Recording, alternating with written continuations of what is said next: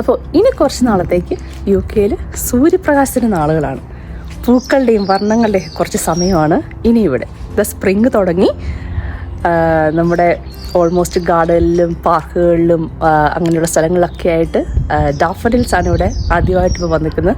Daffodils almost കുറേ ആയി വന്നിട്ടുണ്ട്. ഞാനപ്പോൾ എൻ്റെ ഗാർഡനിൽ ഉണ്ടായിട്ടുള്ള കുറച്ച് ഡാഫഡിൽസും കുറച്ച് വേറെ 1-2 ഫ്ലവേഴ്സ് ടൈപ്പ് ഓഫ് ഫ്ലവേഴ്സൊക്കെ ഉണ്ട്. അതൊക്കെ ഒന്ന് കാണിച്ചു തരാം. ഇന്ന് അത്യാവശ്യം വെയിലുള്ളൊരു ദിവസമാണ് കേട്ടോ. ഇപ്പോൾ 2-3 ദിവസമായിട്ട് ഇവിടെ വെയിലൊക്കെ വന്ന് തുടങ്ങിയിട്ടുണ്ട്. ഇനി 1-2 ദിവസം കൂടെ കഴിഞ്ഞിട്ട് വേണം നമുക്ക് ഈ ഒരു ഗ്രാസൊക്കെ ഒന്ന് വെട്ടി റെഡിയാക്കാൻ. എന്തായാലും വില്യം വേർഡ്സ്വർത്ത് വഴി ഫേമസ് ആയ ഡാഫഡിൽസ് തന്നെ നമുക്ക് ആദ്യം കാണാം. I wandered lonely as a cloud that floats on high over vales and hills, when all at once I saw a crowd, a host of golden daffodils, beside the lake, beneath the trees, fluttering and dancing in the breeze. എന്ത് beautiful ആയിട്ടാണ് ഈ daffodils നിൽക്കുന്നത് അല്ലേ. Spring വന്നു നമ്മളെ അറിയിക്കുന്നതാണ് ഈ daffodils flower. എന്തായാലും ഇതാണ് നമ്മുടെ നെക്സ്റ്റ് ടൈപ്പ് ഓഫ് ഫ്ലവർ. ഇതിൻ്റെ പേരാണ് പ്രൈം റോസ്. ഇതിൻ്റെ ഒരു 3 വെറൈറ്റി ഓഫ് കളേഴ്സ് ഉണ്ട് ഇവിടെ ഗാർഡനിൽ. ഇതും ഏർലി സ്പ്രിങ്ങിൽ വരുന്ന ഒരു കൈൻഡ് ഓഫ് ഫ്ലവറാണ്. ഇപ്പം നമ്മളൊരു വൈറ്റ് കണ്ടു, പിന്നെ ഈ ഒരു പിങ്ക് കളറാണ് പിന്നെയുള്ളത് ഒരു റെഡ് കളറും.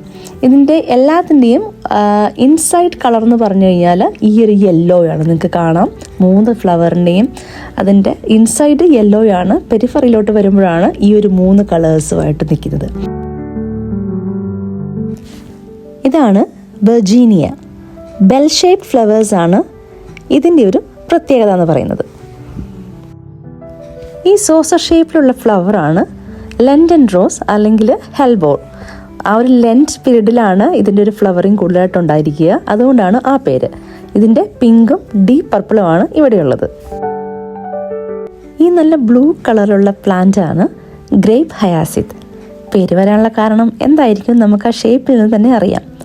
ഗ്രേപ്സിന് പോലെ തന്നെ നല്ല ബഞ്ചായി നിൽക്കുന്ന ആ ഒരു ഫ്ലവർ.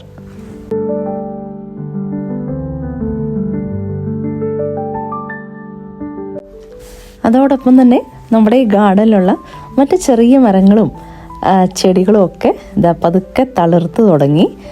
അങ്ങനെ ഇനിയിപ്പം നമ്മുടെ കുറച്ചിലൂടെ കഴിയുമ്പോഴേക്കും നമ്മുടെ ഗാർഡനിൽ ബാക്കി ചെടികളൊക്കെ പൂത്തു തുടങ്ങും. കുറച്ചും കൂടെ ഫ്ലവേഴ്സൊക്കെ വന്നിട്ടുണ്ടാകും അപ്പോഴേക്കും. അപ്പോൾ അതിൻ്റെയൊക്കെ വീഡിയോസ് നമുക്ക് പതുക്കെ ചെയ്യാം.